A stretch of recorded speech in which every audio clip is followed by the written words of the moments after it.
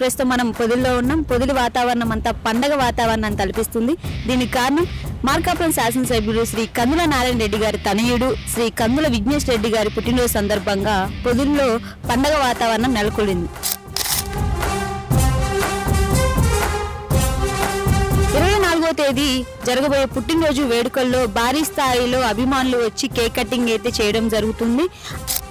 అలానే కొంతమంది అభిమానులు వాళ్ళ అభిమానాన్ని చాటుకుంటూ సేవా కార్యక్రమాలను అయితే నిర్వహించడం జరుగుతుంది.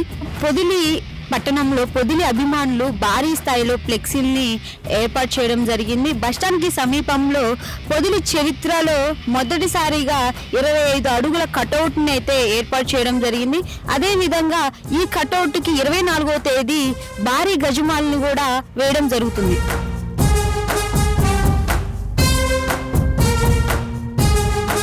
కొంతమంది అభిమానులు అన్నదాన కార్యక్రమాలు, ఫ్రూట్స్ డొనేట్ చేయడం జరుగుతుంది.